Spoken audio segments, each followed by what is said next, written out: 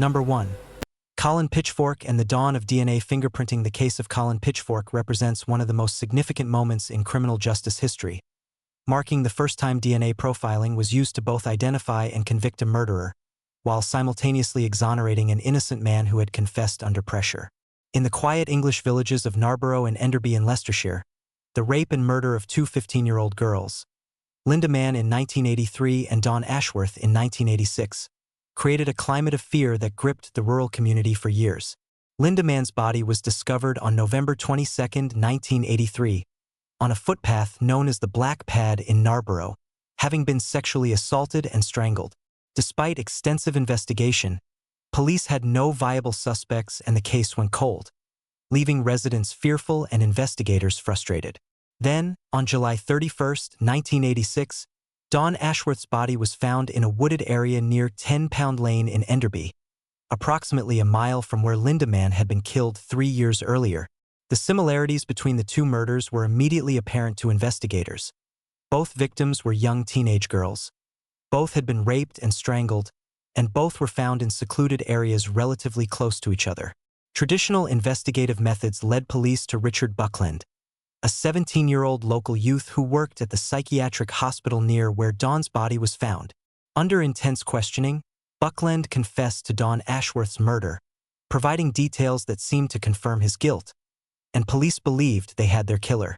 However, Buckland adamantly denied any involvement in Linda Mann's murder despite the obvious similarities between the crimes. This is where the case took a revolutionary turn that would change criminal investigation forever.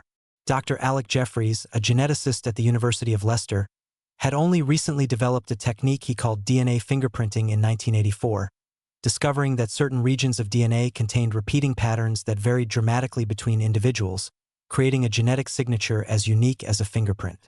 The Leicestershire police, aware of this new technique being developed at their local university, made the unprecedented decision to ask Dr. Jeffreys to analyze semen samples from both crime scenes.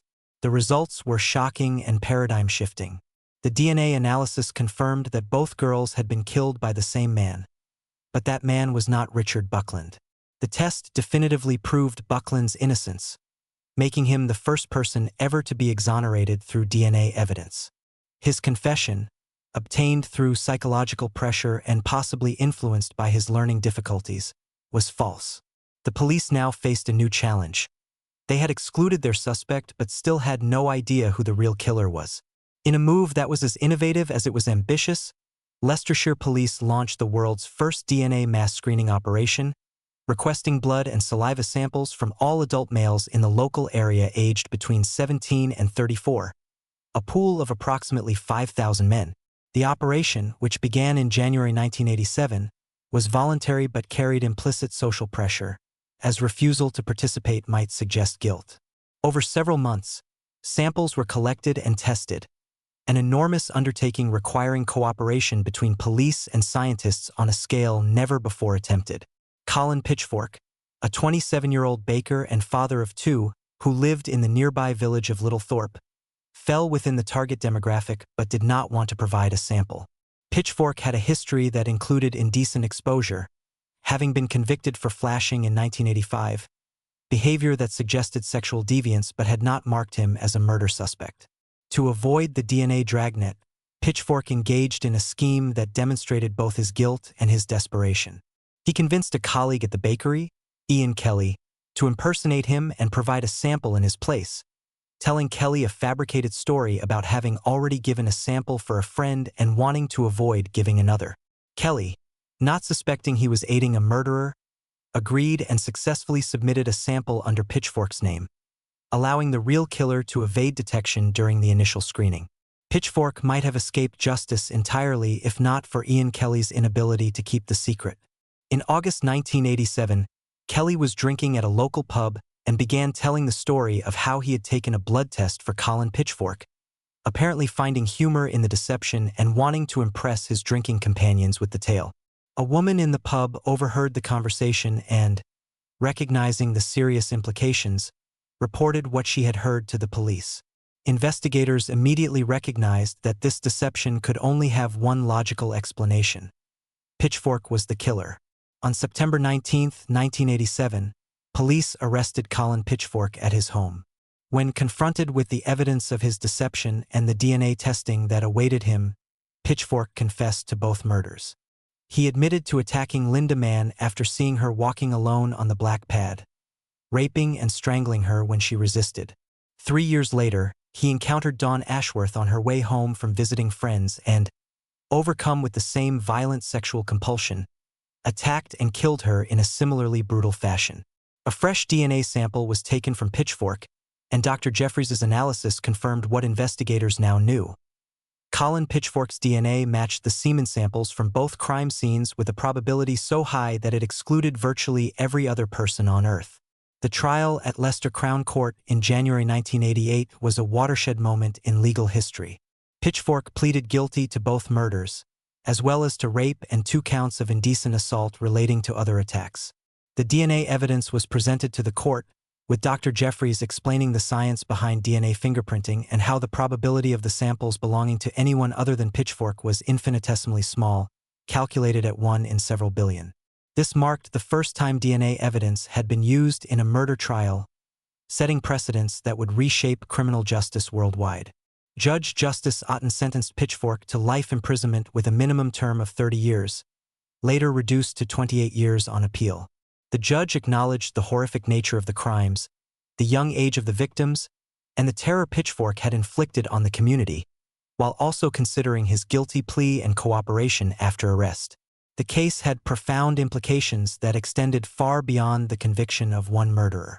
Richard Buckland, who had spent months in custody for a crime he did not commit, was released and exonerated, highlighting the danger of false confessions and the need for scientific corroboration of evidence. The success of DNA fingerprinting in the Pitchfork case led to its rapid adoption by law enforcement agencies worldwide, transforming it from an experimental academic technique into a standard tool of criminal investigation.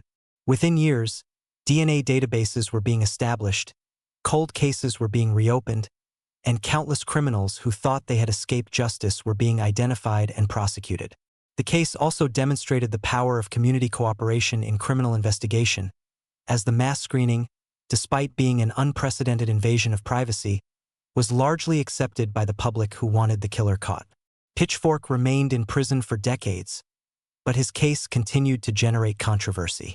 In 2009, his minimum term was reduced again, and in 2016 he was moved to an open prison, decisions that outraged the families of his victims and many members of the public who felt that someone who had committed such heinous crimes should never be released. In September 2021, after serving 33 years, Pitchfork was released on parole despite opposition from the victims' families and significant public outcry. The decision sparked intense debate about life sentences, parole systems, and whether someone convicted of murdering 2 children should ever be freed. However, just 2 months later, in November 2021, Pitchfork was recalled to prison for approaching young women while on walks, violating the strict conditions of his release. As of the current date, he remains incarcerated, his release demonstrating that some criminals cannot be safely managed in the community regardless of how much time they have served. The legacy of the Pitchfork case extends far beyond the individual conviction. Dr. Alec Jeffries' DNA fingerprinting technique, validated so dramatically in this investigation, has been used to solve hundreds of thousands of crimes worldwide, from murders and sexual assaults to property crimes and identification of disaster victims. It has exonerated hundreds of innocent people, some who had spent decades in prison for crimes they did not commit, while simultaneously identifying the true perpetrators. The technique has evolved significantly since 1986, becoming faster, more sensitive, and capable of analyzing ever smaller samples. But the fundamental principle remains the same. DNA provides a level of certainty in criminal identification that no previous forensic technique could match. The case also highlighted the importance of keeping evidence from unsolved cases, as biological samples that yielded no useful information with 1980s technology could be reanalyzed years or decades later with new techniques. A principle that has led to the establishment of cold case units and evidence preservation protocols in police departments worldwide. For the families of Linda Mann and Dawn Ashworth, the conviction brought a measure of justice but could never erase the loss of their daughters, whose lives were cut short by a predator who lived among them. The case serves as a reminder that forensic breakthroughs, while powerful tools for achieving justice, cannot undo the harm caused by crime or fully heal the wounds left in its wake. Nevertheless, the Pitchfork case stands as a pivotal moment when science definitively proved its value in criminal justice, ushering in an era where biological evidence could speak with unprecedented clarity, and where criminals could no longer rely on the limitations of traditional investigation to escape accountability for their actions. Number 2. The assassination of Georgi Markov and forensic toxicology's Cold War triumph. The murder of Bulgarian dissident Georgi Markov on a London street in 1978 seemed like something from a spy novel, involving exotic poisons, microscopic weaponry, and Cold War intrigue, yet it became a landmark case in forensic toxicology that demonstrated how scientific analysis could uncover murder weapons invisible to conventional investigation.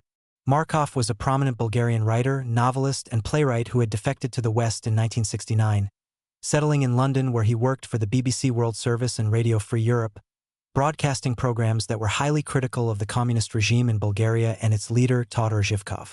His satirical broadcasts and literary works embarrassed the Bulgarian government and made him a target for retribution by state security services. On September 7, 1978, Markov was walking across Waterloo Bridge on his way to work at the BBC when he felt a sharp stinging pain in the back of his right thigh, as if he had been stabbed or bitten by an insect.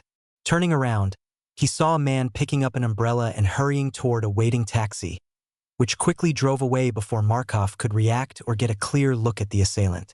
At the time, Markov thought little of the incident beyond the momentary pain, assuming he had been accidentally jabbed by the man's umbrella in the crowded pedestrian area. However, by that evening, Markov began feeling seriously ill, developing a high fever and vomiting. He told his wife about the strange incident on the bridge and expressed a suspicion that he might have been poisoned, a fear that seemed paranoid until his condition rapidly deteriorated. Within 24 hours of the umbrella incident, Markov was admitted to hospital with a fever of 104 degrees Fahrenheit, a dramatically elevated white blood cell count indicating his body was fighting something, and rapidly failing vital signs. Despite intensive medical treatment, his condition continued to worsen, with his blood pressure dropping, his pulse becoming irregular, and his organs beginning to shut down. On September 11, 1978, just 4 days after the incident on Waterloo Bridge, Georgi Markov died in the hospital, and the cause of death was completely unknown to his doctors, who had been unable to identify what was killing him despite their best efforts. The mysterious circumstances of Markov's death, combined with his high-profile status as a dissident and his own statement about being attacked with an umbrella, led to a forensic autopsy being conducted with unusual thoroughness.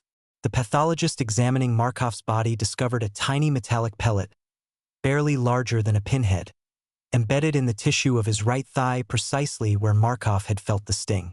The pellet, measuring just 1.52 millimeters in diameter, was a sophisticated piece of engineering, a tiny platinum iridium sphere with 2 microscopic holes drilled through it at right angles, creating an X-shaped cavity inside. This cavity would have contained the poison, and the holes were designed to allow the toxic substance to be released into the victim's body after delivery. The pellet was sent to Britain's top forensic science facility, the Metropolitan Police Forensic Science Laboratory, and also to the government's secret research facility at Porton Down, which specialized in chemical and biological warfare agents. Scientists examining the pellet faced a significant challenge. Whatever poison had been in the pellet was long gone, absorbed into Markov's body and broken down or eliminated, leaving no trace in the tiny delivery device. They knew a poison had been used based on Markov's symptoms and rapid death, but identifying which poison without any remaining sample seemed impossible using conventional toxicology.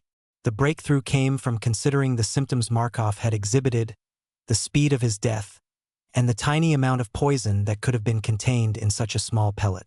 Forensic toxicologists, working with intelligence services who had knowledge of Soviet chemical weapons programs, developed a hypothesis.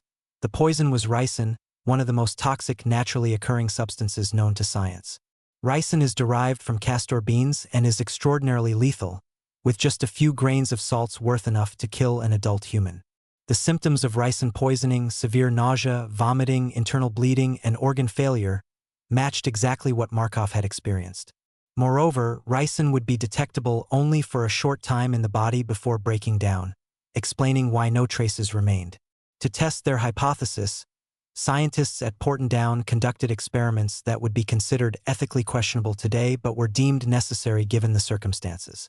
They obtained identical pellets to the one found in Markov's leg, these having been discovered in another attack on a Bulgarian dissident named Vladimir Kostov in Paris just weeks before Markov's death. Though Kostov had survived because the pellet had only partially penetrated his skin and most of the poison had not been released. Using these identical pellets loaded with ricin, scientists exposed laboratory animals to the same dosage that Markov would have received based on the pellet's cavity size. The animals died exhibiting precisely the same symptoms as Markov, with the same timeline, the same organ damage, and the same rapid progression from apparent health to death. This experimental evidence, combined with the matching symptoms and the sophisticated delivery mechanism, provided compelling scientific proof that Markov had been assassinated using ricin delivered via the umbrella gun pellet. The investigation revealed a murder weapon of remarkable sophistication, likely developed by Soviet KGB technical services and provided to Bulgarian intelligence. The umbrella had been modified to function as a silent gas-powered projectile weapon, capable of firing the tiny poison pellet with enough force to penetrate clothing and skin, while appearing to be nothing more than an accidental jab from an ordinary umbrella. The assassination technique was so subtle that the victim might not even realize they had been attacked until symptoms appeared hours later, by which time the assassin would be long gone and the poison would be doing its deadly work. The investigation into who had carried out the assassination focused on Bulgarian state security services, specifically the intelligence agency known as the Državna Sigurnost or DS, which was known to have close ties with the Soviet KGB. Evidence suggested that the Bulgarian government, embarrassed and angered by Markov's broadcasts, had requested KGB assistance in eliminating him, and the Soviets had provided both the weapon technology and possibly training for the assassin. However, despite strong circumstantial evidence and intelligence indicating Bulgarian and Soviet involvement, no one was ever prosecuted for Markov's murder during the Cold War period, as the assassin's identity remained unknown and extradition of suspects from communist countries was impossible. The case remained officially unsolved for decades, though the forensic evidence conclusively proved the method of murder and the poison used. After the fall of communism in Bulgaria in 1989, investigations were reopened multiple times as new documents became available from opened archives. Files from the Bulgarian secret police revealed that Markov had indeed been targeted for assassination on orders from the highest levels of the Bulgarian government, with the operation codenamed and planned in coordination with the KGB. In 2013, British authorities announced that they had identified a suspect, a former Danish citizen and KGB agent named Francesco Galino, codenamed Piccadilly, who had been in London at the time of the attack and fit witness descriptions of the man with the umbrella. However, Galino, living in Austria, could not be extradited to face charges, and he died in 2021 without ever being prosecuted, taking whatever knowledge he had of the operation to his grave. The Markov case became a landmark in forensic toxicology for several reasons beyond just identifying ricin as the poison. It demonstrated that forensic scientists could identify poisons even when no traces remained through careful analysis of symptoms, delivery mechanisms, and experimental reproduction of the suspected poisoning. The case showed the importance of preserving all physical evidence, no matter how small, as the tiny pellet proved to be the key piece of evidence that unlocked the entire case. It also highlighted the value of international cooperation in forensic science, as British scientists worked with intelligence services, consulted international experts, and even analyzed evidence from the related attack in France to build their case. The sophisticated delivery mechanism itself became a subject of study, with the pellet design being recognized as an innovative if sinister piece of engineering that maximized the deadliness of a small amount of poison while minimizing the chance of detection. The case raised awareness about state-sponsored assassination using exotic poisons and led to increased security measures for dissidents and increased monitoring of diplomatic personnel who might be intelligence operatives. For the field of forensic toxicology, the Markov case validated the use of animal testing and experimental reproduction as valid methods of determining cause of death when direct chemical analysis was impossible, a technique that has been applied in numerous subsequent cases involving rare or unusual poisons. The case also demonstrated the need for pathologists to look beyond obvious causes of death and to conduct extremely thorough examinations when circumstances suggest foul play, as the tiny pellet could easily have been missed by a less diligent autopsy. The development of increasingly sensitive analytical techniques in the decades since Markov's death has made it possible to detect ricin and other exotic toxins in much smaller quantities and from degraded samples. But the fundamental investigative approach pioneered in the Markov case, combining symptom analysis, physical evidence examination, and experimental validation, remains the gold standard. The case continues to be studied in forensic science programs as an example of how scientific methodology can solve seemingly impossible cases where the murder weapon is microscopic and the poison has vanished. For Markov's family and the Bulgarian exile community, the case represented both the ruthlessness of totalitarian regimes and the power of forensic science to expose state crimes, even when the perpetrators believed they had committed the perfect murder. Markov's widow, Annabelle Markov, campaigned for decades to see her husband's killers brought to justice, expressing frustration that while the forensic evidence clearly proved murder and strongly indicated who was responsible, political and legal obstacles prevented prosecution. The case serves as a reminder that forensic science can answer the questions of how and with what, but achieving actual justice often depends on factors beyond scientific evidence, including international cooperation, political will, and the availability of suspects for prosecution. Nevertheless, the forensic triumph in the Markov case, proving definitively that a Bulgarian dissident was assassinated with ricin delivered by an umbrella gun on a London street, stands as one of the most remarkable achievements in the history of forensic toxicology, solving a murder mystery that combined Cold War espionage with cutting-edge poison science and demonstrating that even the most sophisticated assassination techniques leave forensic evidence that can be uncovered through scientific analysis and investigative persistence. Number 3. The BTK Killer and the Digital Forensics Revolution. Dennis Rader, who terrorized Wichita, Kansas, for over 3 decades under the self-given moniker BTK, standing for Bind, Torture, Kill, represents a landmark case in digital forensics where a serial killer's own arrogance and a deleted Microsoft Word document led to his capture after evading law enforcement for 31 years. Between 1974 and 1991, Rader murdered 10 people in and around Wichita, selecting victims seemingly at random, breaking into their homes, and carrying out elaborate fantasies of control and domination that he had been nurturing since childhood. His first attack occurred on January 15, 1974, when he cut the phone lines to the Otero family home and waited inside for the family to return. When Joseph Otero, his wife Julie, and 2 of their children, 9-year-old Joseph II and 11-year-old Josephine, arrived home, Rader held them at gunpoint, told them he was a wanted fugitive who needed their car and money, and promised he would tie them up and leave without harming them. This was a lie designed to gain their compliance. Once the family members were bound, Rader systematically strangled each one, deriving sexual gratification from their terror and death, and hanging young Josephine in the basement in a particularly cruel display. The brutality of the Otero family murders shocked Wichita, a quiet Midwestern city unaccustomed to such violence. But police had virtually no leads, no witnesses, and no apparent motive since nothing of significant value had been taken from the home. Rader continued killing, claiming his next victim, Catherine Bright, on April 4, 1974, though her brother Kevin survived Rader's attack and provided a description that unfortunately was too vague to lead to an arrest. On March 17, 1977, Rader strangled Shirley Vian in her home while her 3 children were locked in a bathroom, and on December 8, 1977, he killed Nancy Fox in her home, later calling police from a phone booth to report the murder and direct them to her body, demonstrating the need for attention and recognition that would eventually lead to his downfall.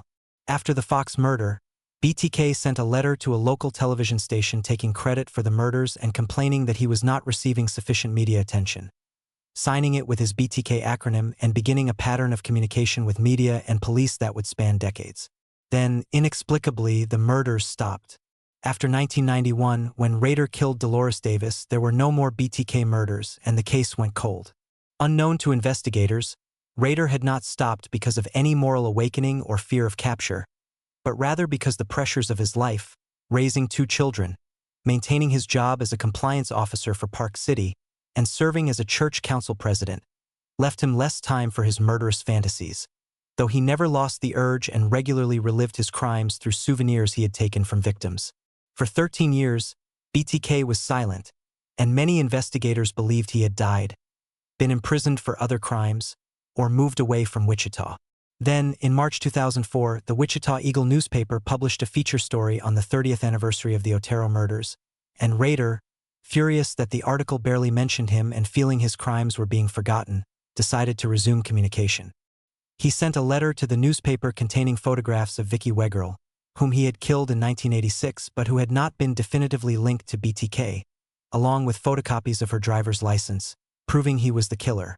This reinitiation of contact set off a cat-and-mouse game between Rader and police that would last nearly a year and involve multiple communications, packages containing victim belongings, puzzles, and taunting messages.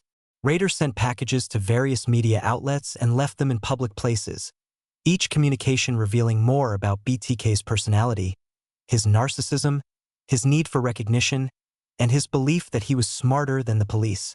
Law enforcement, led by the Wichita Police Department and working with the FBI's Behavioral Analysis Unit, developed a strategy to maintain communication with BTK while trying to gather evidence that would lead to his identification. They responded to his letters through newspaper ads and press conferences, answering his questions and encouraging further contact, all while forensic teams analyzed every piece of evidence he sent for DNA, fingerprints, and any other clues. The breakthrough that would ultimately lead to Rader's arrest came from his own overconfidence and a critical misunderstanding of digital forensics. In one of his communications, Rader asked police whether it would be safe for him to send them a floppy disk, whether they would be able to trace it back to him. In a move that was both clever and ethically questionable, police placed an advertisement in the newspaper responding to BTK's question, telling him that it would be fine to send a floppy disk and that it could not be traced. This was a lie, but one that investigators felt was justified to catch a serial killer who had murdered 10 people and was clearly planning to kill again based on statements in his communications. Rader, trusting their answer and believing himself to be in control of the situation, sent a purple floppy disk to a local television station in February 2005. When forensic computer examiners analyzed the disk, they discovered it contained a deleted Microsoft Word document, and this is where digital forensics fundamentally changed the investigation. Using forensic software, investigators were able to recover the deleted file, and within its metadata, they found two critical pieces of information that Rader had no idea were embedded in the document. The metadata showed that the document had been created by someone named Dennis and that it had last been modified at Christ Lutheran Church.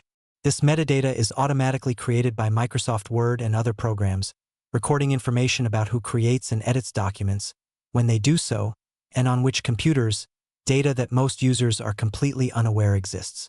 Armed with these two clues, Dennis and Christ Lutheran Church, investigators began researching connections between the two. They quickly discovered that the president of the church council at Christ Lutheran Church in Wichita was a man named Dennis Rader, who lived in Park City, was married with 2 children, and worked as a compliance officer. A quick background check showed that Rader had no criminal record beyond minor violations, lived a seemingly normal life, and did not match the profile many had developed of BTK as a loner or obviously disturbed individual.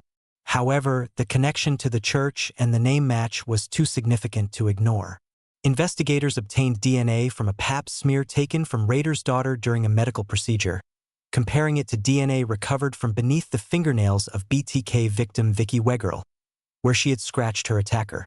The DNA analysis showed that the DNA under Weggerl's fingernails could have come from the father of Rader's daughter, providing strong genetic evidence linking Dennis Rader to at least one of the BTK murders. On February 25, 2005, police arrested Dennis Rader while he was driving in his Park City compliance vehicle, pulling him over on a quiet street and taking him into custody without incident.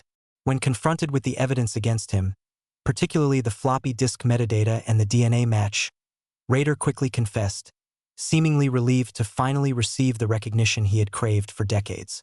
Over several days of interviews, he provided detailed confessions to all 10 murders, describing his crimes with disturbing calmness and even requesting that investigators ask him about specific details so he could relive his memories.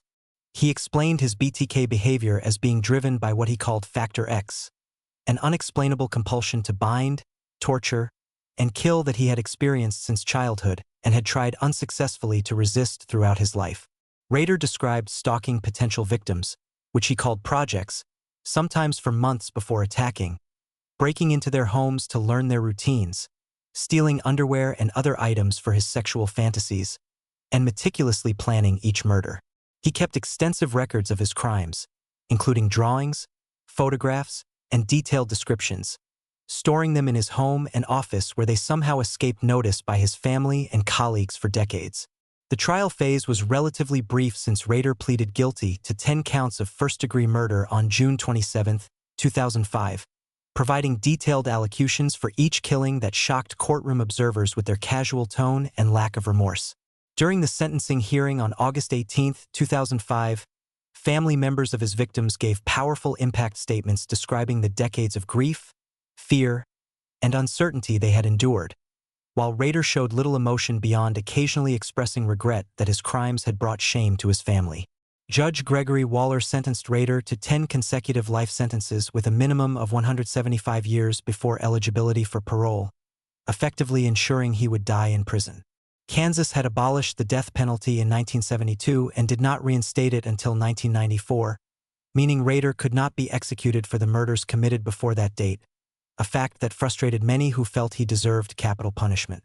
The BTK case became a landmark in digital forensics education and investigation, demonstrating that electronic documents contain hidden information that can identify their creators even after deletion. The metadata embedded in the Word document, something Rader never considered when he asked if the floppy disk could be traced, proved to be his undoing and validated law enforcement's decision to mislead him about the traceability of digital media. The case led to increased training for investigators in computer forensics and metadata analysis, techniques that have since been used in countless investigations involving digital evidence. It also raised ethical questions about whether police should lie to suspects or potential suspects, with most legal experts concluding that the deception was justified given the circumstances and the fact that Rader was not in custody or under interrogation when he received the false assurance. The case demonstrated the importance of maintaining communication with serial offenders who seek attention, as Rader's need for recognition directly led to his sending the floppy disk that contained the evidence of his identity. It showed that behavioral analysis and traditional profiling, while useful, can be misleading, as Rader defied many expectations by being a married father, active church member, and employed professional rather than the isolated loner many assumed BTK would be. The use of familial DNA, obtained from Rader's daughter without her knowledge or consent, also sparked ethical debates about genetic privacy and whether family members of suspects should have their DNA used in criminal investigations, debates that continue as familial DNA searching becomes more common. For the families of BTK's victims, Rader's arrest and confession brought a mixture of relief and renewed trauma, as they finally had answers about who had killed their loved ones, but had to relive the details of those murders during Rader's extensive confessions and court proceedings. The revelation that BTK had been living among them for decades, serving in positions of minor authority, enforcing compliance codes, and leading his church council, was deeply disturbing to the Wichita community and raised questions about how someone could compartmentalize such extreme violence while maintaining an apparently normal public life. Psychological evaluations of Rader diagnosed him with various personality disorders but found him legally sane and fully aware of the wrongfulness of his actions, which he himself admitted, stating that he knew his behavior was wrong but simply could not or would not stop. Rader remains incarcerated at the El Dorado Correctional Facility in Kansas, where he has given interviews to FBI profilers and researchers studying serial killers, apparently enjoying the attention and opportunity to discuss his crimes.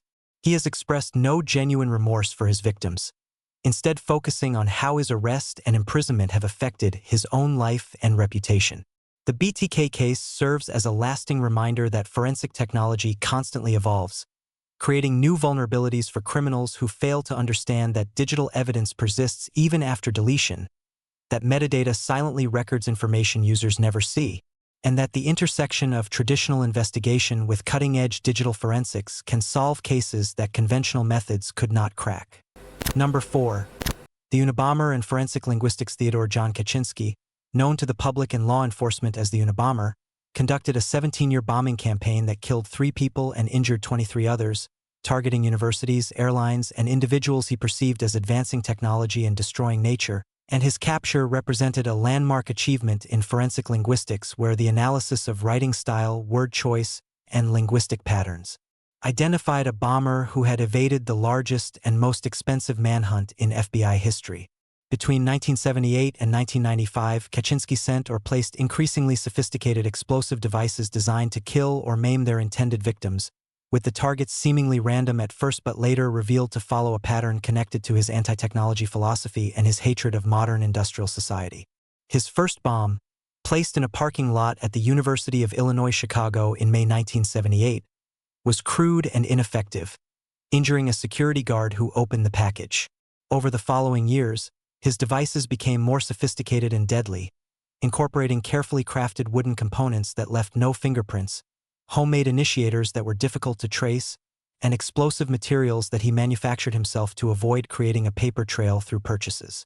The bomber earned his FBI codename Unabomber, later shortened to Unabomber, from his early targets, universities and airlines, though his target selection would eventually expand to include computer store owners, advertising executives, and timber industry lobbyists. One of his deadliest attacks occurred in December 1985 when his bomb killed Hugh Scruton, a Sacramento computer store owner, outside his business, and in 1994, his bomb killed advertising executive Thomas Mosser at his home in New Jersey, with the force of the explosion so severe that Mosser's wife and children, who were in nearby rooms, were traumatized by witnessing the aftermath. In April 1995, Kaczynski's final and most devastating bomb killed Gilbert Murray, president of the California Forestry Association, when he opened a package in his Sacramento office, and this murder, coming shortly after the Oklahoma City bombing had placed domestic terrorism at the forefront of American consciousness, intensified pressure on law enforcement to identify and capture the Unabomber before he could kill again. The investigation, led by the FBI with assistance from the ATF and numerous local law enforcement agencies, had compiled extensive forensic evidence from the bomb components, developing detailed knowledge of the bomber's construction techniques, his use of specific wood types and metal alloys, and his evolving sophistication in creating stable explosives and reliable initiators. Yet despite this technical knowledge, investigators had no idea who the bomber was or where he might strike next. The case was frustrating because the bomber left virtually no traditional forensic evidence at crime scenes, no fingerprints, no DNA, no witnesses who could provide useful descriptions, and no apparent personal connection to his victims that would suggest a motive investigators could use to narrow their suspect pool. Then, in June 1995, the Unabomber sent letters to the New York Times and the Washington Post containing a 35,000-word manifesto titled Industrial Society and Its Future, along with an offer. If one of the major newspapers published his manifesto in full, he would cease his bombing campaign, though he explicitly refused to promise he would never commit violence again, only that he would desist from terrorism.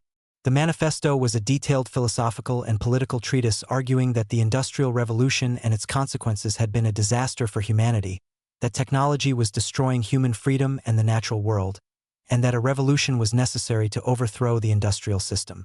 The writing was sophisticated, demonstrating knowledge of history, philosophy, and psychology, while also revealing the author's deep paranoia, his contempt for leftism despite holding some anti-corporate views, and his belief that violence was justified to draw attention to his ideas. After extensive debate involving the FBI, the newspapers, the Attorney General, and even psychologists who believed publication might prevent future attacks, both the Washington Post and the New York Times agreed to publish the manifesto in a joint supplement on September 19, 1995, making it available to millions of readers and creating the possibility that someone might recognize the writing style, the ideas or specific phrases, and identify the author. David Kaczynski, a social worker living in upstate New York, had been experiencing growing unease about his older brother Ted, from whom he had been largely estranged for years and who lived as a hermit in a remote cabin in Montana with no electricity or running water. When David's wife Linda read the published manifesto, she was struck by similarities to letters and essays Ted had written to David over the years, noting specific phrases, unusual word choices, and philosophical arguments that seemed identical to Ted's writing. David was torn between loyalty to his brother and his moral obligation to prevent future deaths, spending months comparing Ted's letters to the manifesto, consulting with friends, and struggling with the devastating possibility that his brother might be a serial killer. The similarities were too numerous and too specific to dismiss. Both the manifesto and Ted's letters used unusual phrases like cool-headed logicians and made similar arguments about technology, leftism, and freedom using nearly identical language and structure. Finally, in February 1996, after consulting with a private investigator and an attorney, David contacted the FBI, providing them with copies of letters Ted had written over the years and expressing his terrible suspicion that his brother might be the Unabomber. The FBI's forensic linguistics team, led by James Fitzgerald, a profiler who had pioneered the use of linguistic analysis in criminal investigation, compared the manifesto to Ted Kaczynski's letters and other writings, conducting what would become one of the most significant applications of forensic linguistics in criminal history. Forensic linguistics, also called forensic stylistics, is the analysis of linguistic evidence including vocabulary, grammar, syntax, punctuation, and writing style to identify authors, detect deception, or provide investigative leads. Fitzgerald and his team identified dozens of unique linguistic markers that appeared in both the manifesto and Kaczynski's personal writings: unusual word choices, specific grammatical constructions, recurring phrases, and a distinctive writing style that made arguments in similar patterns. For example, both texts used the archaic spelling of willfully with two ls, an uncommon choice in American English. Both frequently used phrases beginning with in order to rather than simply to, and both employed a distinctive pattern of making broad claims, then qualifying them, then defending the original claim with specific examples. The linguistic analysis showed that the probability of two different authors producing such similar texts with so many shared idiosyncrasies was astronomically low, providing compelling evidence that Ted Kaczynski had authored the manifesto. Armed with this linguistic evidence and the information provided by David Kaczynski, the FBI obtained search warrants for Ted Kaczynski's property in Lincoln, Montana, a tiny cabin measuring 10 feet by 12 feet that Kaczynski had built himself on land he purchased in 1971. On April 3, 1996, FBI agents and other law enforcement personnel executed the search warrant, finding Kaczynski at his cabin and arresting him. The search of the primitive cabin and surrounding area yielded a treasure trove of evidence confirming that Kaczynski was indeed the Unabomber. Completed bombs ready to be mailed, extensive bomb-making materials and components, detailed journals describing his bombing campaign including which devices had been successful and which had failed, original drafts of the manifesto with handwritten edits, lists of potential future targets, and a coded system for recording his crimes that matched bombing dates when decrypted. The evidence was overwhelming and incontrovertible, directly connecting Kaczynski to every Unabomber attack through physical evidence, documentation, and his own writings. Kaczynski was transported to Sacramento, California, to face federal charges for his crimes in the Eastern District of California. His legal defense team, led by Quindon Veer and Judy Clark, faced the challenge of defending a client whose guilt was obvious and whose cabin contents documented his crimes in extraordinary detail. They pursued an insanity defense, arguing that Kaczynski was a paranoid schizophrenic who could not appreciate the wrongfulness of his actions, commissioning psychiatric evaluations that diagnosed him with severe mental illness. However, Kaczynski vehemently opposed this strategy, insisting he was sane, that his anti-technology philosophy was rational and well-reasoned, and that he wanted to use his trial as a platform to promote his ideas about industrial society. The conflict between Kaczynski and his attorneys became so severe that he attempted to fire them and represent himself, filing motions attacking their competence and accusing them of betraying him by characterizing him as mentally ill. Judge Garland Burrell Jr. faced the difficult task of managing a defendant who was clearly intelligent and articulate, but whose insistence on controlling his defense was undermining his attorney's efforts to save him from execution. Ultimately, to avoid the risk of trial and potential death sentence, and exhausted by the legal battles with his own defense team, Kaczynski agreed to plead guilty to all charges in January 1998 in exchange for a sentence of life in prison without possibility of parole.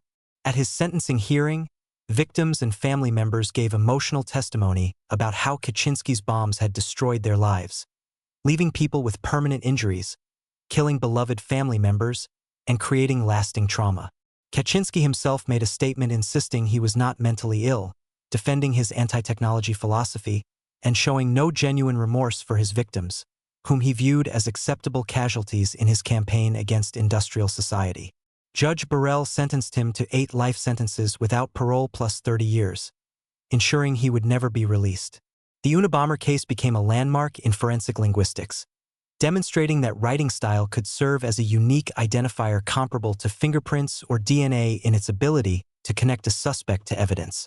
James Fitzgerald's linguistic analysis of the manifesto compared to Kaczynski's letters provided the crucial link that focused the investigation on the right suspect, and the techniques developed during this analysis have been refined and applied in numerous subsequent cases involving threatening letters, ransom notes, anonymous communications, and question documents.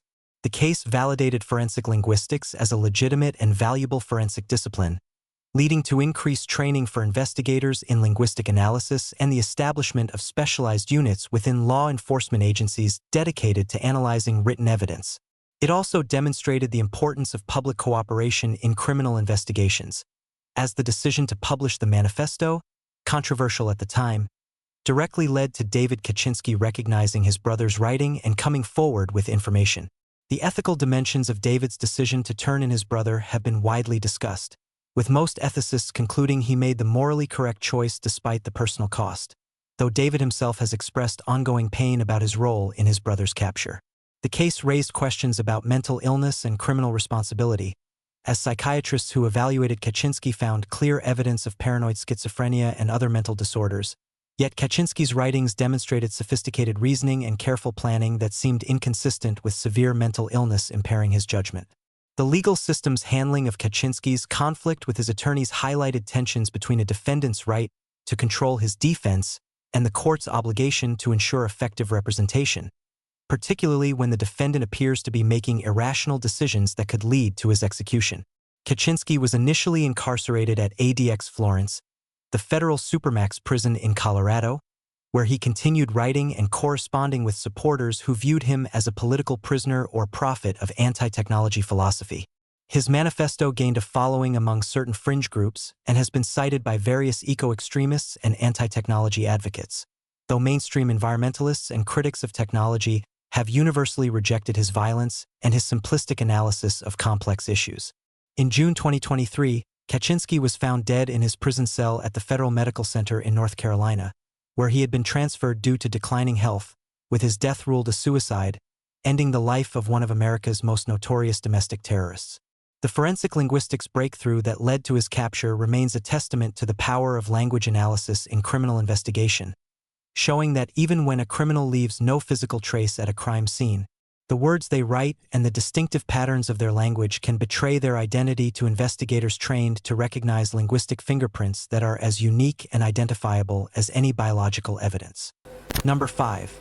The Yorkshire Ripper and forensic psychology profiling Peter Sutcliffe, who became known as the Yorkshire Ripper after killing 13 women and attempting to murder 7 others across northern England between 1975 and 1980, was finally caught through a combination of routine police work and the nascent field of criminal psychological profiling, though the case is also remembered for the massive investigative failures that allowed him to evade capture despite being interviewed by police 9 times during the investigation. Sutcliffe's crimes created a climate of terror across Yorkshire and surrounding areas, with women afraid to go out alone at night and massive public pressure on police to catch a serial killer who seemed to strike at random. His first confirmed victim was Wilma McCann, a 28-year-old woman killed in Leeds in October 1975, struck with a hammer and stabbed repeatedly with a knife, a pattern of attack that would characterize most of his subsequent murders. Over the next 5 years, Sutcliffe would kill 12 more women, most of them attacked at night, beaten with a hammer to incapacitate them, then stabbed with a screwdriver or knife in a frenzied assault that suggested a hatred of women that went beyond even sexual violence. The investigation, codenamed Operation Ripper, became one of the largest police operations in British history, involving thousands of officers, millions of pounds in resources, and innovative investigative techniques including the use of early computer databases to track information. Yet the investigation was hampered by tunnel vision, false leads, and a hoax that misdirected resources for years. The most damaging error came from believing a series of letters and an audio tape sent by someone claiming to be the killer, using the name Jack the Ripper in deliberate reference to the Victorian serial killer. The tape, sent to investigators in June 1979, featured a man with a Wearside accent taunting police and promising to kill again, and senior investigators, particularly Assistant Chief Constable George Oldfield, who led the investigation, became convinced the tape was genuine and that the Ripper was from the Sunderland area. This belief, based on no solid evidence and contradicting witness statements from survivors who described their attacker with a Yorkshire accent, led to thousands of men from the northeast being investigated while Sutcliffe, who was from Bradford, was repeatedly overlooked despite being interviewed multiple times for various reasons, including being stopped in red light districts and having vehicle identification that matched the tire tracks found at crime scenes. Forensic psychologist David Cantor, though not directly involved in the Yorkshire Ripper case during the active investigation, later analyzed the case and developed profiling techniques partly in response to the investigative failures it exposed. The profile that eventually helped identify Sutcliffe was developed by analyzing the crime scenes, victimology, and geographic patterns of the attacks. The killer clearly had detailed knowledge of Yorkshire streets and areas, suggesting he was a local resident or someone whose work required extensive driving through the region. The attacks showed a progression in confidence and violence, with early murders being somewhat hesitant but later attacks demonstrating that the killer had overcome any initial reservations. The choice of weapons, hammers and screwdrivers rather than firearms or knives alone, suggested someone who worked with tools and was comfortable using them, possibly in a manual trade. The geographic distribution of crime scenes, concentrated in West Yorkshire but spreading to Manchester and Bradford, indicated someone who lived centrally to these locations and had reasons to be driving through these areas, possibly for work. The timing of attacks, often during evenings and nights but following no strict pattern, suggested someone with flexibility in their schedule rather than a fixed 9-to-5 job. Most significantly, the profile suggested the killer was likely married or in a relationship and living an outwardly normal life, as the long gaps between some murders indicated periods where he was able to resist his urges or when circumstances prevented him from killing. On January 2, 1981, Sutcliffe was arrested not because of profiling or the extensive investigation but through routine police work when Sergeants Robert Ring and Robert Hyde stopped his car in Sheffield because it had false number plates, discovering he was with a sex worker in a red light district.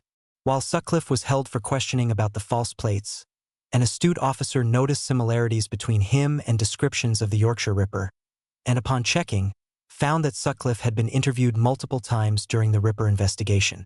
When officers returned to the location where Sutcliffe had been arrested and searched the area, they found a hammer and knife hidden nearby that he had discarded when first approached by police, immediately raising suspicions.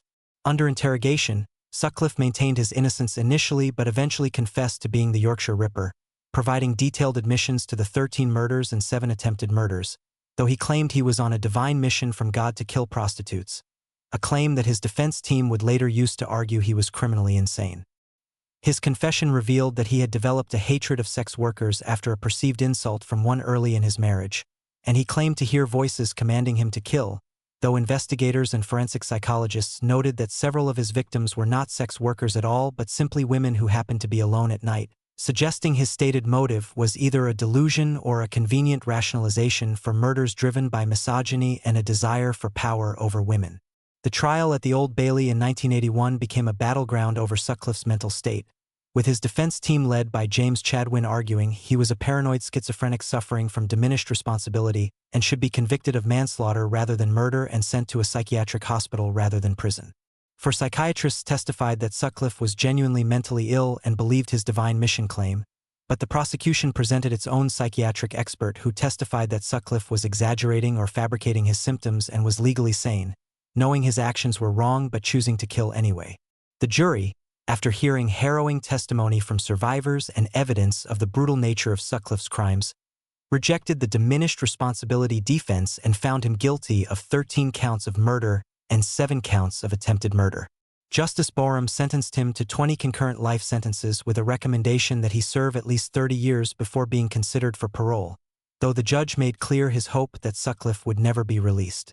After beginning his sentence in regular prison, Sutcliffe was eventually transferred to Broadmoor Hospital, a high-security psychiatric facility, in 1984 after being diagnosed with paranoid schizophrenia by prison psychiatrists who found evidence that his mental state had deteriorated or that his original symptoms were more genuine than the trial jury had believed.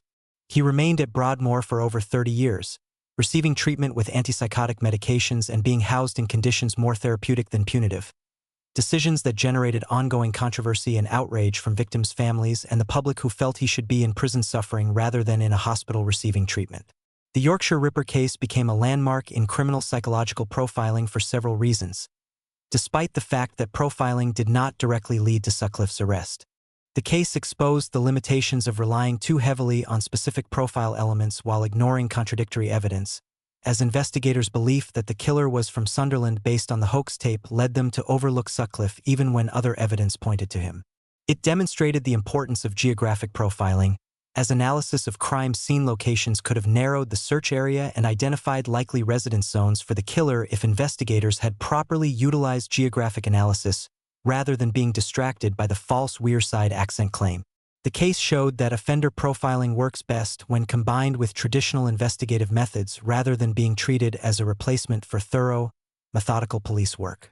It highlighted the value of understanding escalation patterns in serial crimes, as Sutcliffe's attacks showed clear progression in confidence and brutality that could have helped investigators predict his likely characteristics and next moves. The case prompted significant reforms in how British police handled serial crime investigations, leading to the development of the Home Office Large Major Inquirer System, or HOMS, a computerized database system designed to prevent the kind of information management failures that plagued the Ripper investigation, where crucial connections between evidence were missed because different officers held different pieces of information that were never properly correlated. Forensic psychologists studying the case developed better understanding of how serial killers select victims, maintain double lives, and rationalize their crimes, with Sutcliffe being an example of someone who appeared completely normal to family, friends, and co-workers while harboring murderous impulses that he acted on regularly. The case also raised important questions about media responsibility in serial crime cases, as the extensive publicity and the hoax tape recording broadcast repeatedly in hope someone would recognize the voice probably contributed to the panic and may have aided the real killer by misdirecting the investigation. For the victims' families and the survivors of Sutcliffe's attacks, the case brought some measure of justice but never complete closure, as many expressed frustration that he spent decades in a hospital rather than a prison and that he received psychiatric care at public expense. In 2010, Sutcliffe was informed by the High Court that he would never be released, with the court finding that the nature and number of his crimes meant he should spend the rest of his life in custody regardless of any improvement in his mental state. He was moved from Broadmoor back to regular prison in 2016 after psychiatrists determined his mental illness was effectively controlled with medication, and he died in prison in November 2020 after contracting COVID-19, ending a life that had caused immeasurable suffering and fear. The forensic psychology aspects of the Yorkshire Ripper case, particularly the development of profiling techniques and the lessons learned from investigative failures, continue to be studied by law enforcement and behavioral analysts worldwide, serving as both a cautionary tale about the dangers of tunnel vision and confirmation bias in investigation and a demonstration of how understanding criminal psychology can aid in identifying and capturing serial offenders when properly integrated with comprehensive investigative work rather than being relied upon as a sole solution. Number 6. The World Trade Center bombing and forensic explosives analysis. The 1993 World Trade Center bombing, which occurred on February 26, 1993, when terrorists detonated a massive truck bomb in the underground parking garage of the North Tower, killing 6 people and injuring over 1,000, represents a landmark case in forensic explosives analysis where investigators reconstructed a destroyed vehicle from fragments to identify the bombers and prevent what could have been an even more catastrophic attack. The bomb, consisting of approximately 1,200 pounds of urea nitrate along with aluminum powder, nitroglycerin, and compressed hydrogen cylinders intended to enhance the blast and spread cyanide gas, exploded at 12:17 p.m. in the B2 level of the parking garage, creating a crater nearly 100 feet wide and 5 stories deep that extended from the B2 level down to the B4 level. The explosion was designed to topple the North Tower into the South Tower, collapsing both buildings and killing tens of thousands of people, a goal that fortunately failed because the bombers had inadequate understanding of structural engineering and placed the bomb too far from the tower's main support columns. The immediate aftermath was chaotic, with smoke filling the towers and trapping thousands of office workers in darkness, as power failed and emergency lighting systems struggled to function in the smoke-filled stairwells. 6 people were killed in the explosion itself. Robert Kirkpatrick, Stephen Knapp, Bill Macco, Wilfredo Mercado, Monica Rodriguez-Smith, who was 7 months pregnant, and John DiGiovanni, while more than 1,000 others were injured, many from smoke inhalation as they evacuated down dozens of flights of stairs in the massive towers. The FBI and ATF were immediately called to the scene, and investigators began the painstaking process of securing what was essentially both a crime scene and a disaster site, with the enormous crater making access dangerous while the need to preserve evidence was critical. The forensic explosives team, led by ATF and FBI bomb technicians working with forensic chemists and materials analysts, began collecting fragments from the blast site, a task that required sifting through thousands of tons of debris in the multiple parking levels damaged by the explosion. The key to solving the case would be identifying what type of explosive was used and finding any components of the delivery vehicle that might provide investigative leads. Forensic analysis of residue and debris from the explosion quickly identified urea nitrate as the main explosive, a relatively uncommon choice that suggested the bombers had some chemical knowledge but were not professional bomb makers, as more conventional explosives like ANFO or commercial dynamite would have been easier to obtain and more effective. The urea nitrate signature immediately told investigators this was not a gas leak or accident, but a deliberately constructed explosive device. And the enormous quantity of explosive used indicated this was likely terrorism rather than a criminal vendetta against a specific person. Then came the breakthrough that would crack the case wide open. Investigators working in the debris pile found a twisted piece of metal frame with a vehicle identification number, or VIN, still partially visible despite the massive explosion that had destroyed the vehicle. This fragment was from a 1994 Econoline van, and the VIN was traced to a Ryder rental truck that had been rented from an agency in Jersey City, New Jersey, just days before the bombing. This was extraordinary forensic luck, as vehicle identification numbers are specifically designed to be stamped in multiple locations on a vehicle precisely so that at least one might survive in case of theft, accident, or in this case, destruction by explosion. But finding a legible VIN in the ruins of a massive explosion that had vaporized most of the vehicle was still remarkable. The Ryder rental agency records showed that the van had been rented to a Mohammed Salameh, a Palestinian living in Jersey City, who had reported the van stolen on February 25th, the day before the bombing, and had been calling repeatedly to get his $400 deposit back. Investigators found it remarkable that a terrorist would report a vehicle stolen that was about to be used in a bombing, and even more remarkable that he would try to get his deposit refunded after using the vehicle in the attack. But this spoke to either tremendous arrogance or incredible stupidity on Salameh's part. The FBI set up surveillance at the Ryder agency and waited for Salameh to return for his refund, which he did on March 4, 1993, at which point he was arrested. Salameh's arrest opened the door to a vast investigation that would uncover a conspiracy involving multiple terrorists, international connections, and plans for additional attacks. Forensic analysis of materials seized from apartments associated with Salameh and his co-conspirators found chemicals used in bomb making, instructions for manufacturing explosives, and evidence linking the conspirators to a radical Islamic organization. Phone records analyzed by investigators showed calls to radical clerics and to numbers in the Middle East, suggesting international coordination. Financial records traced to Ramzi Youssef, who entered the United States in 1992 and was identified as the mastermind and bomb builder for the attack. Youssef had fled to Pakistan within hours of the bombing, but forensic evidence from the bomb components and testimony from co-conspirators provided detailed proof of his role in planning and executing the attack.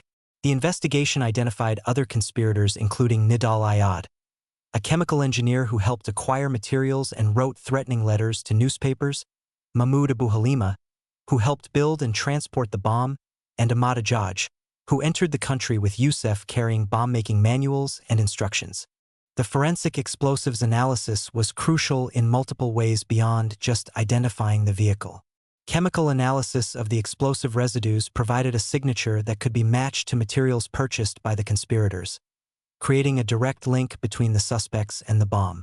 Analysis of the blast patterns and structural damage allowed reconstruction of where exactly the bomb had been positioned and how it had been constructed, information that was critical in the trial to demonstrate the intentional nature of the attack and refute any defense claims of accident or lesser charges. Examination of the crater and structural damage provided evidence of the bomb's size and composition, helping establish the degree of planning and the terrorists' intent to cause mass casualties.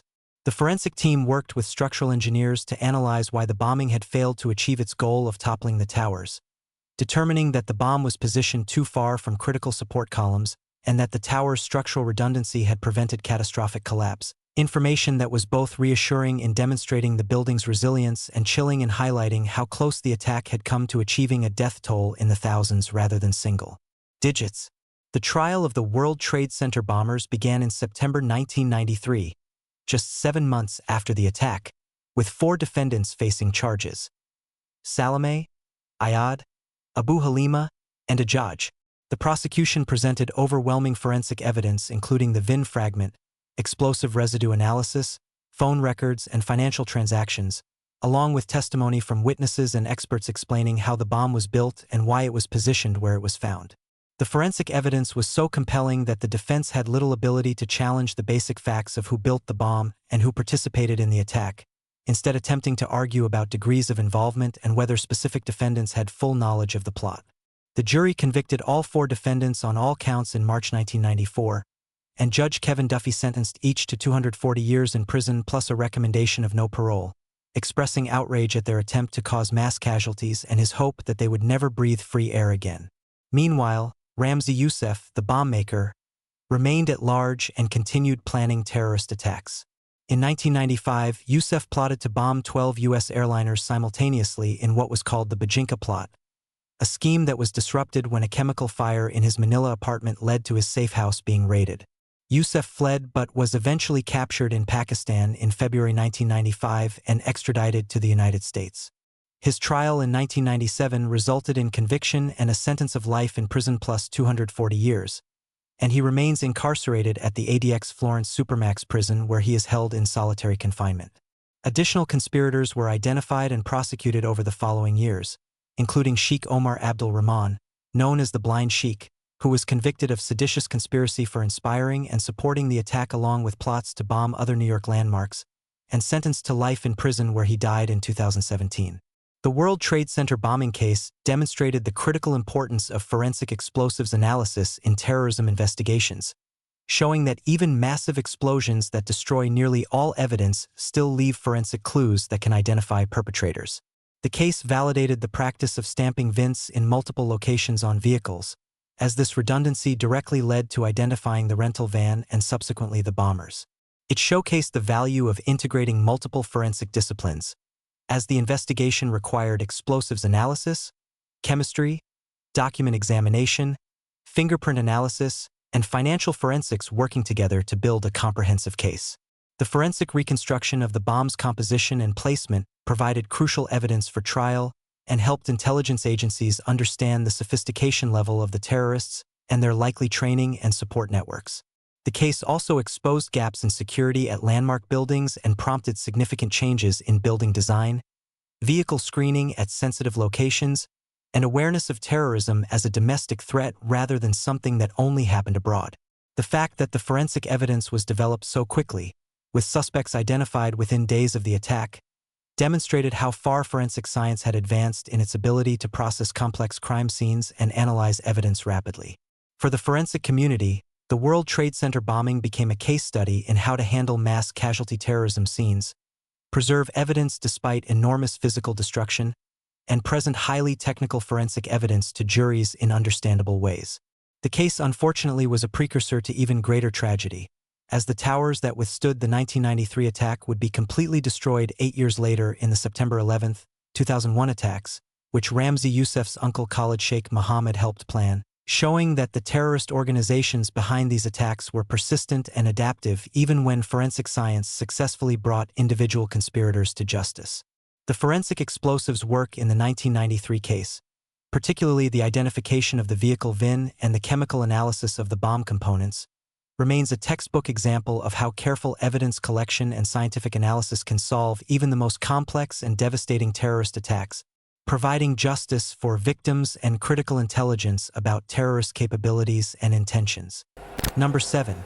The Green River Killer and Forensic DNA advances. Gary Ridgway, who became known as the Green River Killer after the location where several of his victims' bodies were discovered, murdered at least 49 women in Washington state between 1982 and 1998, primarily targeting sex workers and runaways, and his capture 2 decades after his first murders became possible only through advances in DNA analysis technology that allowed testing of tiny degraded samples that would have been useless with earlier forensic techniques.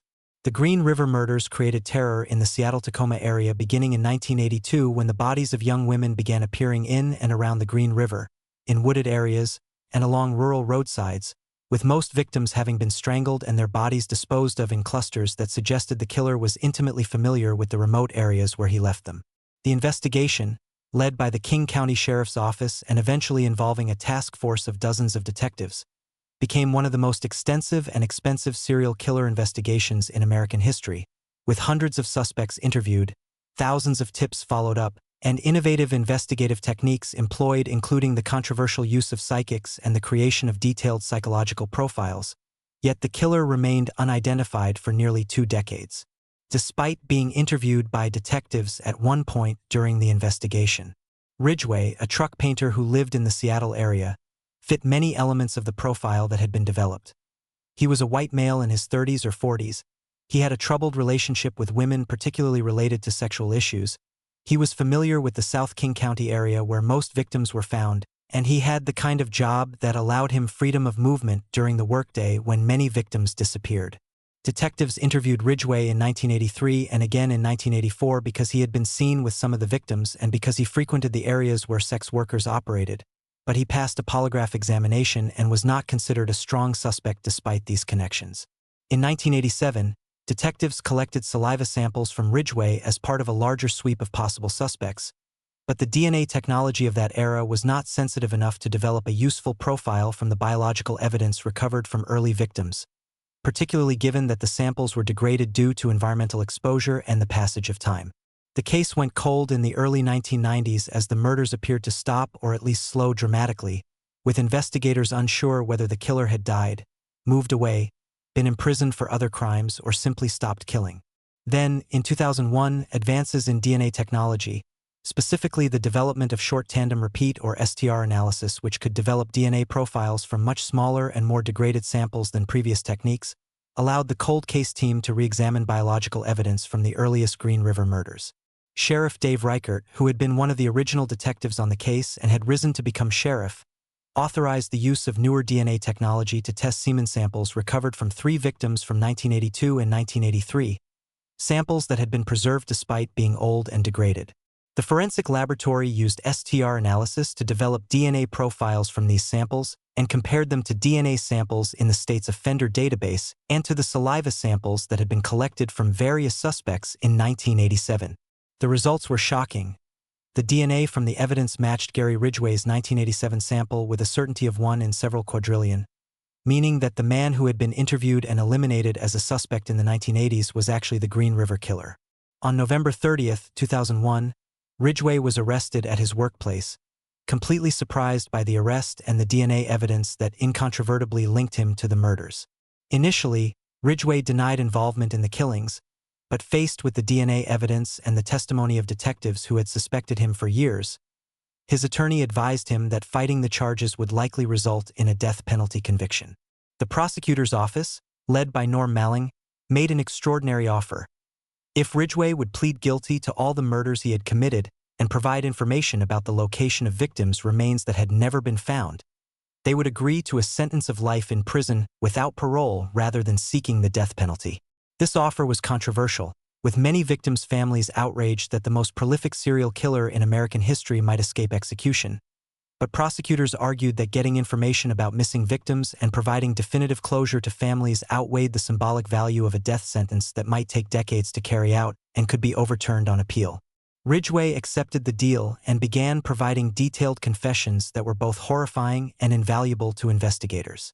Over months of interviews, Ridgway confessed to murdering 48 women, later adding a 49th victim, providing details about each killing, where he picked up victims, how he killed them, where he disposed of their bodies, and in some cases leading detectives to remote locations where remains had never been found.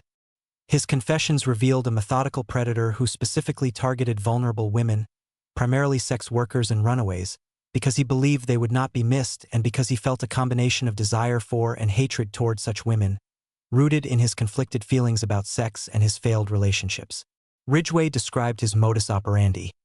He would pick up women under the pretense of paying for sex, drive them to a secluded location, engage in sexual activity, then strangle them during or after the encounter, often using his arm in a chokehold or using ligatures he kept in his vehicle. He would then dispose of the bodies in areas he had scouted previously, often returning to the dump sites to have sex with the corpses, a necrophiliac behavior that he admitted to with disturbing casualness. He sometimes moved bodies after initial disposal if he thought they might be discovered, and he placed many victims in clusters because it was efficient and because he had specific disposal areas that he trusted would remain undiscovered. The forensic DNA evidence was crucial not just in identifying Ridgway but in corroborating his confessions and linking him definitively to specific murders. The STR analysis that had identified him could also be used to confirm which victims he had actually killed versus those he might be confessing to for unknown reasons, providing a scientific check on his statements.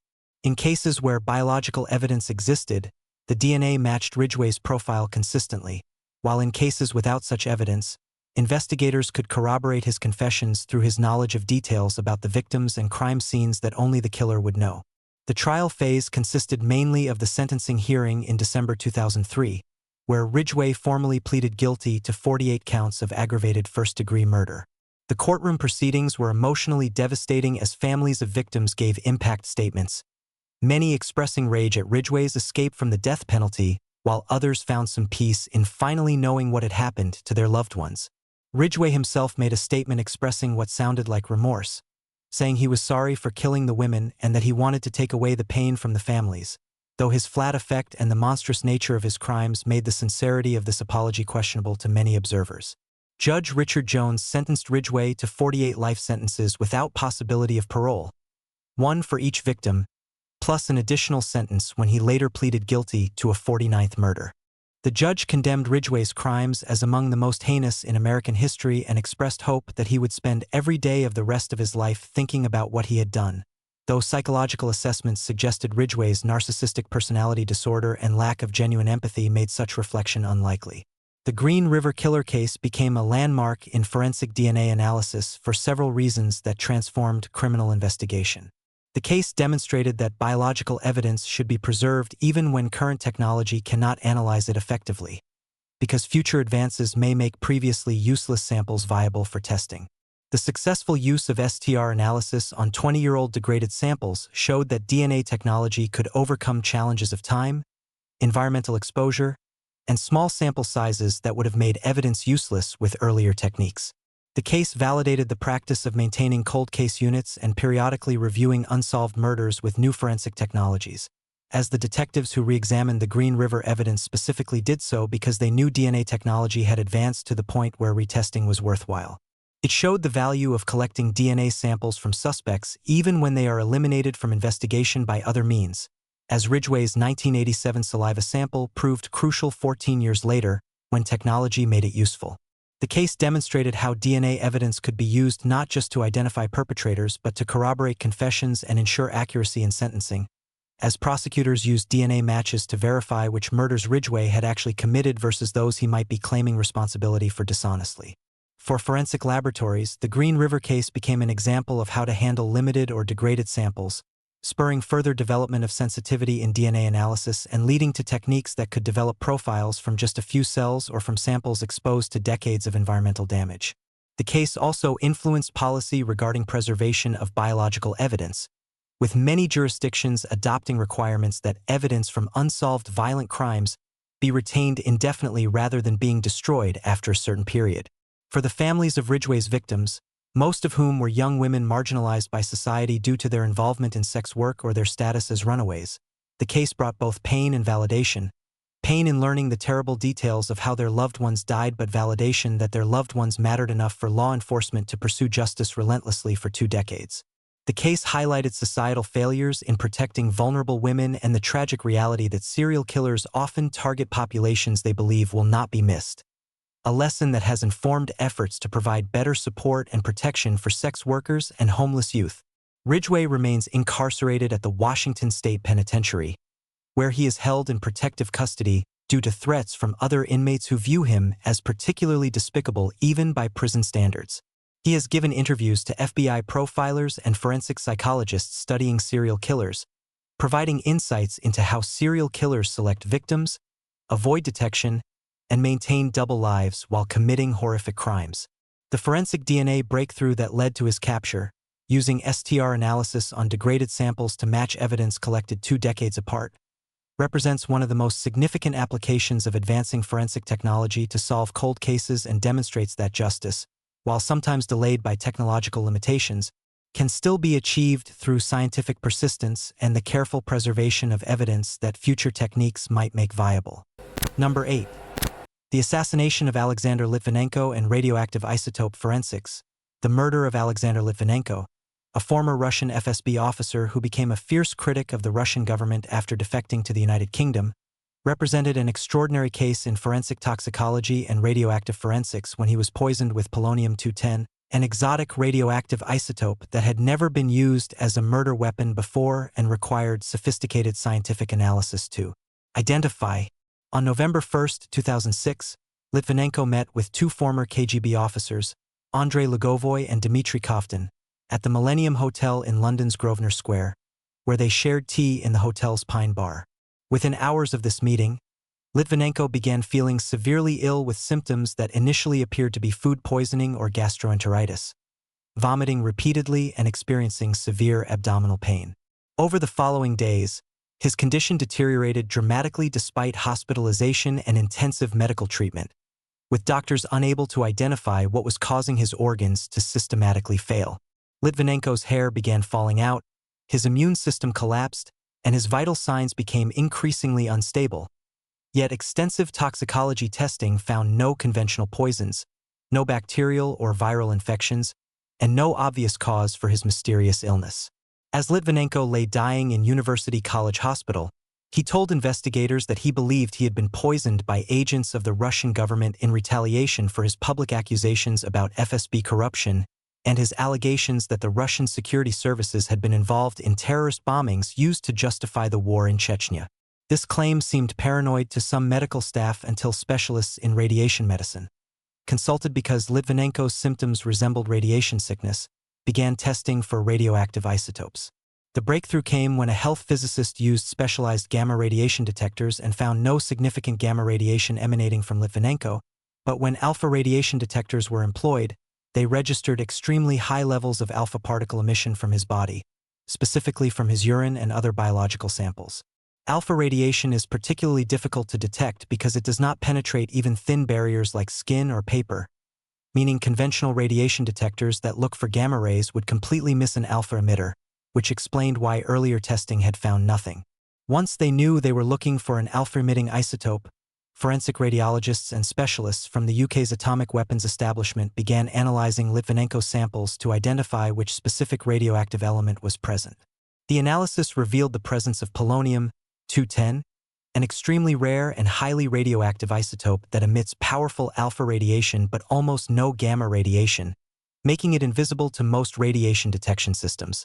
Polonium-210 is extraordinarily toxic, with less than a microgram representing a lethal dose, and it is so rare in nature that the amount found in Litvinenko's body, estimated at several micrograms, could only have come from a nuclear reactor or specialized production facility, meaning this was not accidental exposure but deliberate poisoning with a substance that required state-level resources to produce and obtain. The forensic investigation that followed Litvinenko's death on November 23, 2006, became one of the most unusual in criminal history, as investigators traced a trail of radioactive contamination across London and back to Moscow.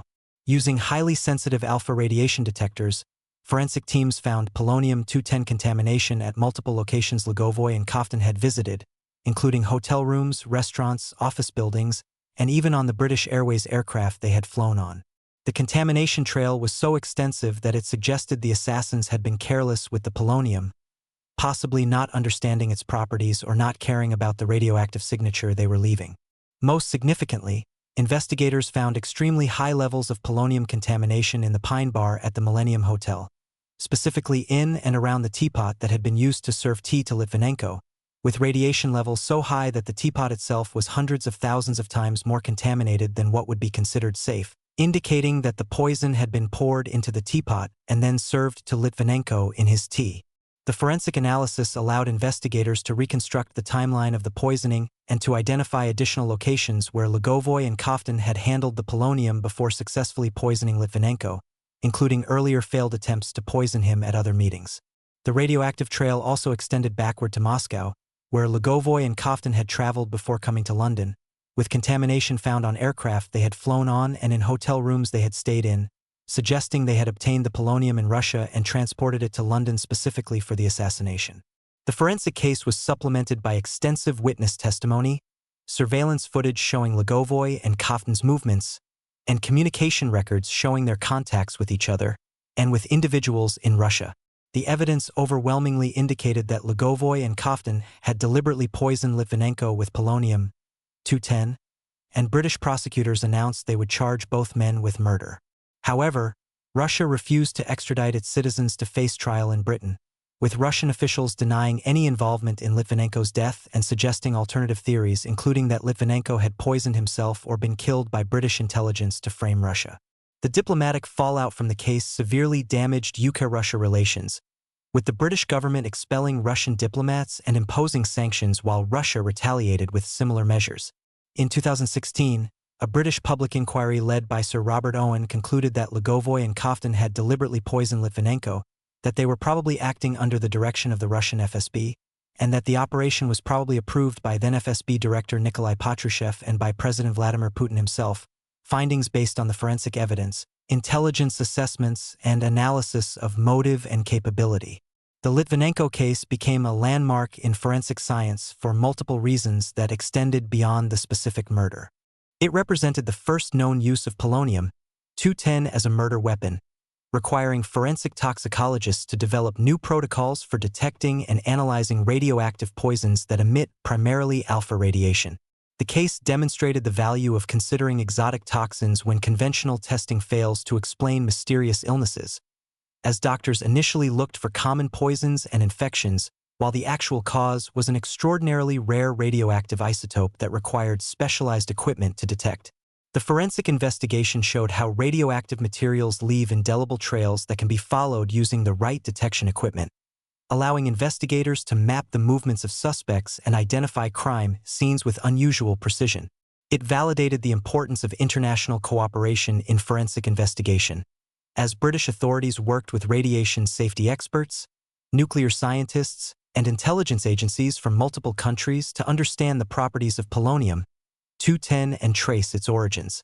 The case raised awareness about the potential for radioactive materials to be used in assassinations and terrorism, leading to improved monitoring of nuclear facilities and increased security around radioactive materials that could be weaponized.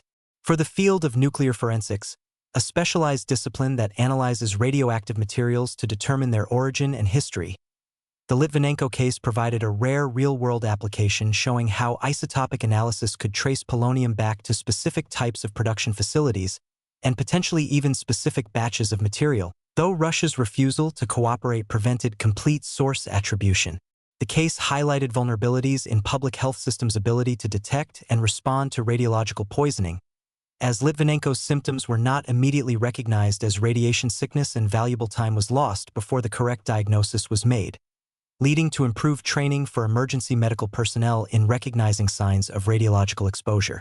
The extensive environmental contamination left by the polonium trail, affecting hotel rooms, restaurants, aircraft, and other public spaces where innocent people were potentially exposed to radiation, demonstrated the indiscriminate danger posed by radioactive poisons and the long-term cleanup challenges they create.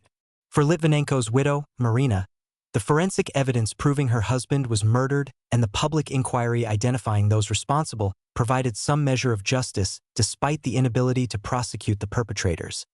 And she has continued campaigning for sanctions against Russian officials connected to the murder. The case serves as a reminder that forensic science can definitively answer questions about cause of death and identify perpetrators even in cases involving exotic weapons and state-sponsored assassination, but that achieving legal justice depends on factors beyond forensic evidence, including international cooperation and political will to hold perpetrators accountable.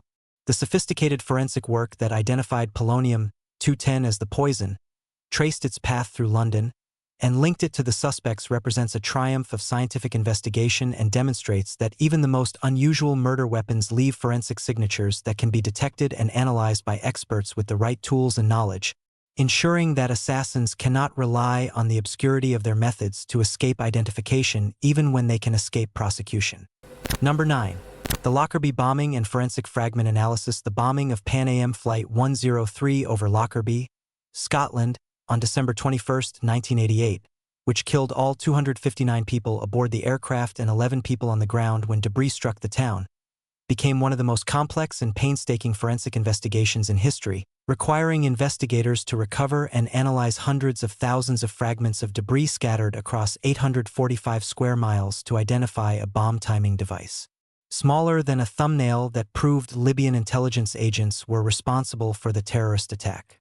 The Boeing 747, flying from London to New York, exploded at 31,000 feet approximately 38 minutes after takeoff, breaking apart in midair and raining wreckage across the Scottish countryside in a debris field so large that recovery efforts took months and involved thousands of searchers walking grid patterns to locate and catalog every piece of aircraft, cargo, and human remains.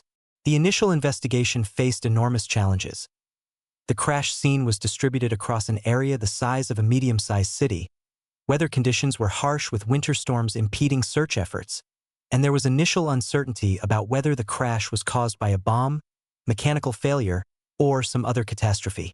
However, forensic analysis of the wreckage pattern and the nature of the damage quickly indicated an explosive device had destroyed the aircraft, as certain pieces of the fuselage showed characteristic pitting, scoring, and deformation consistent with a high explosive blast, and the sequence of the aircraft's breakup matched what would be expected from a bomb detonating in the forward cargo hold.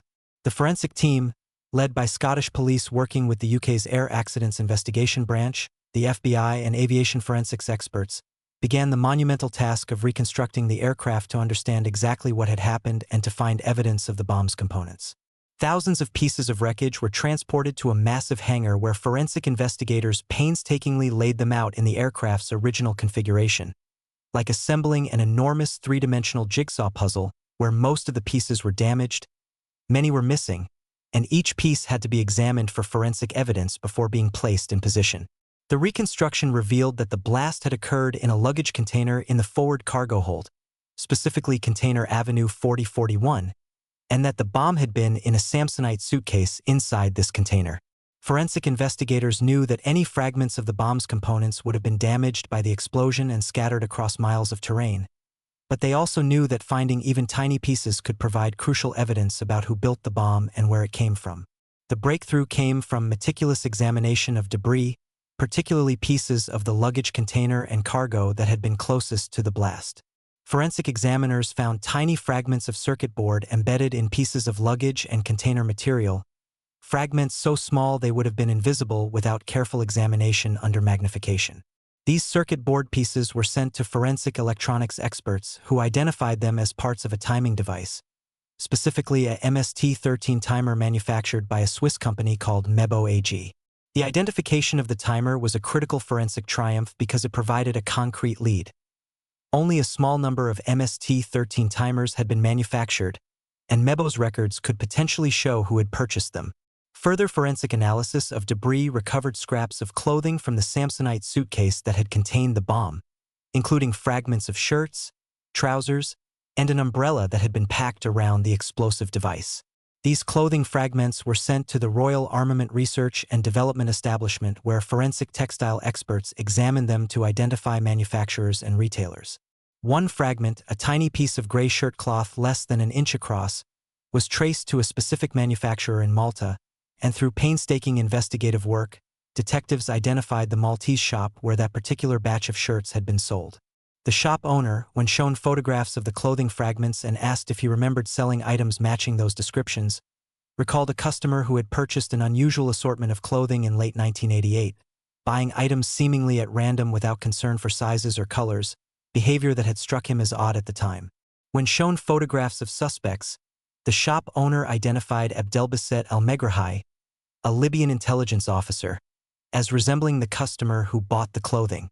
The forensic evidence and investigative work established a detailed timeline and connection. Al-Megrahi had purchased clothing in Malta that was wrapped around a bomb containing a MST-13 timer, several of which had been sold to Libya, and this bomb had been placed in a suitcase that was transferred through multiple airports before being loaded onto Pan Am Flight 103 without any passenger checking in with it, a security vulnerability that was exploited through coordination with baggage handlers, or manipulation of airline transfer systems. The forensic analysis also examined the explosives residue recovered from the blast-damaged luggage and container, identifying it as Semtex, a plastic explosive manufactured in Czechoslovakia and known to have been supplied to Libya in significant quantities. The combination of the MST-13 timer linked to Libya, the Semtex explosive known to be in Libyan possession, the clothing purchased in Malta by a Libyan intelligence officer, and the bomb's placement in a suitcase that originated from Malta created a compelling forensic and investigative case pointing to Libyan state involvement in the bombing. The investigation took years to develop sufficient evidence for prosecution, complicated by the political sensitivities of accusing a foreign government of terrorism and the challenge of securing cooperation from countries that had complex relationships with Libya. In November 1991, American and British prosecutors announced the indictment of Abdelbasset al-Megrahi and Lamin Khalifa Fhimah, another Libyan intelligence officer, for their role in the bombing, charging them with murder and conspiracy. Libya initially refused to surrender the accused men, leading to years of international sanctions and diplomatic pressure.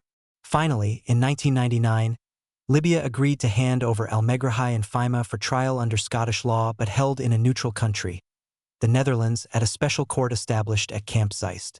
The trial, which began in May 2000, presented the extensive forensic evidence to a panel of Scottish judges sitting without a jury. Forensic experts testified about the bomb timer fragments, the clothing analysis, the Semtex residue, and the reconstruction of the aircraft showing where the blast occurred. The prosecution's case relied heavily on this forensic evidence combined with testimony from the Maltese shop owner and witnesses placing the defendants in Malta at the relevant time. The defense challenged the identification evidence and questioned whether the forensic links to Libya were sufficient to prove individual guilt beyond reasonable doubt. In January 2001, the court convicted al-Megrahi but acquitted Fhimah, finding that while the evidence showed Libyan involvement in the bombing and al-Megrahi's participation, the case against Fhimah was not proven to the required standard. Al-Megrahi was sentenced to life imprisonment with a minimum of 27 years before parole eligibility, though he was released in August 2009 on compassionate grounds after being diagnosed with terminal cancer, a decision that sparked international controversy and outrage from victims' families who felt justice was being denied. Al-Megrahi returned to Libya where he lived until his death in 2012, maintaining his innocence despite the conviction. The Lockerbie bombing investigation became a landmark in forensic aviation disaster investigation and forensic fragment analysis for numerous reasons that influenced how such cases are handled. The meticulous recovery and examination of debris, scattered across 845 square miles, demonstrated the value of systematic search protocols and the importance of treating entire disaster areas as crime scenes requiring comprehensive evidence collection. The reconstruction of the aircraft from thousands of fragments showed how physical reconstruction could reveal blast patterns, sequence of events, and specific locations of explosives even after catastrophic mid-air destruction. The identification of the tiny timer circuit board fragments, smaller than a fingernail and damaged by the explosion, represented a triumph of forensic electronics analysis and showed that even microscopic components could provide crucial evidence if properly preserved and examined. The forensic textile analysis that traced clothing fragments to specific manufacturers and retailers demonstrated how supply chain investigation could connect physical evidence to suspects through commercial records and witness testimony. The case showed the value of international cooperation in forensic investigation, with experts from multiple countries contributing specialized knowledge in explosives, electronics, textiles, aviation, and other disciplines to build a comprehensive forensic case. It validated the practice of preserving evidence for extended periods, as the investigation took years and some evidence was re-examined multiple times with improving analytical techniques. The Lockerbie case influenced aviation security worldwide, leading to improved baggage screening, requirements for positive passenger bag matching, and restrictions on unaccompanied luggage transfers, security measures designed to prevent the kind of bomb placement that destroyed Flight 103. For forensic science, the case became a teaching example of how exhaustive systematic analysis of physical evidence could solve complex cases, even when the crime scene was scattered across hundreds of square miles and the evidence was fragmentary and damaged. The fact that a single tiny piece of circuit board and a small cloth fragment were sufficient to trace the bomb to Libya and to specific individuals demonstrated the power of modern forensic techniques combined with thorough investigative work. For the families of the 270 people killed in the bombing, the forensic investigation provided answers about what happened and who was responsible, though the conviction of only one person for a crime that killed so many and the release of that person before he served his full sentence left many feeling that justice was incomplete. The Lockerbie investigation remains the standard against which aviation disaster investigations and terrorism forensic cases are measured, demonstrating that scientific rigor, systematic evidence collection, and persistent analysis can solve even the most complex and challenging cases, providing accountability even when political factors complicate prosecution and punishment. Number 10. The identification of the Boston Strangler through familial DNA. Albert DeSalvo, who confessed to being the Boston Strangler and murdering 13 women in the Boston area between 1962 and 1964, was never actually convicted of these murders during his lifetime despite his detailed confessions, and for decades there remained doubt about whether he was truly responsible or had falsely confessed to crimes committed by others, until 2013 when advances in forensic DNA analysis finally provided definitive proof of his guilt in at least one of the murders through a combination of preserved evidence and familial DNA matching. The Boston Strangler case had terrorized the city in the early 1960s as a series of brutal murders of women, ranging in age from 19 to 85, occurred in their apartments with no signs of forced entry, suggesting the women had admitted their killer voluntarily, believing him to be a maintenance worker, delivery person, or other seemingly legitimate caller. The victims were sexually assaulted and strangled, often with ligatures fashioned from their own clothing or stockings, and the crime scenes showed evidence of staging and ritualistic behavior that suggested a deeply disturbed killer with complex sexual and psychological motivations.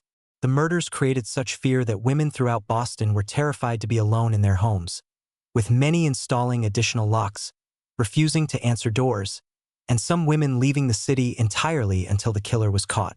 The investigation involved multiple police jurisdictions and eventually a specialized task force, but despite extensive investigation, numerous suspects, and psychological profiling efforts, the identity of the Boston Strangler remained unknown. Then, in 1964, a different series of sexual assaults led to the arrest of Albert DeSalvo, who was caught breaking into a woman's apartment and attempting to assault her. While in custody facing charges for these assaults, DeSalvo began confessing to a cellmate about being the Boston Strangler, claiming responsibility for all 13 murders and providing details about the crimes that had not been made public. His confessions were detailed and included information about the victims, the crime scenes, and the methods of killing that seemed to corroborate his claims of guilt. However, there were significant problems with DeSalvo's confessions from an evidentiary standpoint. He had not been caught in connection with any of the Strangler murders. There was no physical evidence linking him to the crime scenes beyond his own statements. Some details of his confessions conflicted with known facts about the murders, and his defense attorney, F. Lee Bailey, had arranged for the confessions to be made in a way that protected DeSalvo from being prosecuted for the murders while allowing Bailey to use the confession to support an insanity defense in the assault cases. DeSalvo was never charged with the Boston Strangler murders and was instead convicted of unrelated sexual assaults and robberies, receiving a life sentence. He was stabbed to death in prison in 1973, taking to his grave the question of whether he had truly been the Boston Strangler or had falsely confessed to achieve notoriety or for other psychological reasons. Over the following decades, the case remained officially unsolved, with some investigators convinced DeSalvo was the killer while others believed the real Strangler was still unknown, possibly having died or been imprisoned for other crimes. Evidence from the crime scenes had been preserved, including biological samples collected from victims, but the DNA technology of earlier eras was insufficient to develop useful profiles from the degraded samples, and there was no DNA sample from DeSalvo himself since he had died before the era of routine DNA collection from convicted offenders. The breakthrough came in 2013 when the Boston Police Department's Cold Case Unit, working with the Massachusetts Attorney General's Office and forensic DNA experts, decided to use advanced DNA techniques and an innovative approach to finally determine whether DeSalvo was truly the Boston Strangler.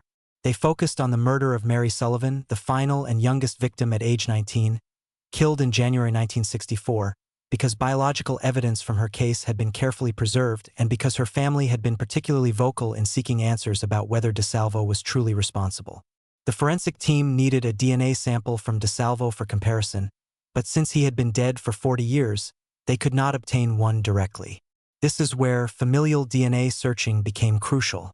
Investigators identified DeSalvo's nephew, who was willing to provide a DNA sample to help resolve the case. And this nephew's DNA was used to establish what DeSalvo's DNA profile would likely look like based on shared genetic markers that passed through families. However, they wanted more certainty than familial DNA alone could provide. So investigators engaged in a somewhat controversial evidence collection operation.